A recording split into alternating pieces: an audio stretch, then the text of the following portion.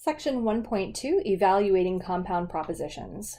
The order of operations, if there aren't any parentheses, which of course always take precedence, are the negation, followed by conjunction, the and statement, followed by disjunction, the or statement. To help you remember that, you can think of the negation, of course, as a negative sign. You can think of the and symbol as multiplication. You can think of the or symbol as addition.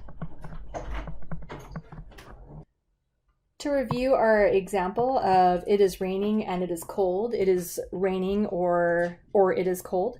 So let's recreate the truth table for these compound propositions, and we'll put a nice big highlight around it for your notes. So this is something that you're definitely going to want to remember. So as a review, the way that we enter the initial truth values for our propositional variables, we always start with the first one having half true and half false.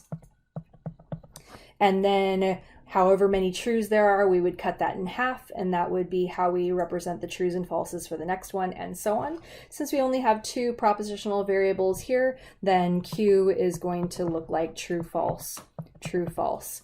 Please pause for just a moment and try to, without looking, fill out the rest of the truth table for the conjunction and the disjunction and see if you remember what we just talked about.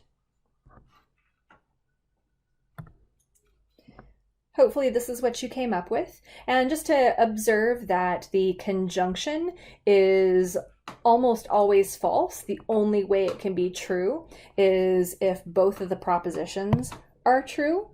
On the other hand, the disjunction, the or statement, is almost always true. It's only false if both of the propositional variables have a truth value of false.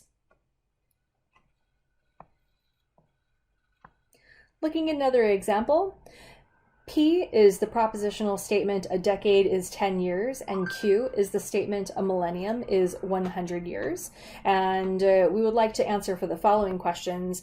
Are these true or false? The conjunction P and Q, as well as the disjunction P or Q. So first of all, let's just practice what the actual statement in English would look like. So the conjunction P and Q would be a decade is 10 years and a millennium is 100 years. Well, that would be a false statement because, of course, a decade is 10 years. That's true. However, a millennium is 1,000 years, not 100 years. So that statement is false. So the conjunction P and Q would be false. The disjunction P or Q written in English would be a decade is 10 years or a millennium is 100 years.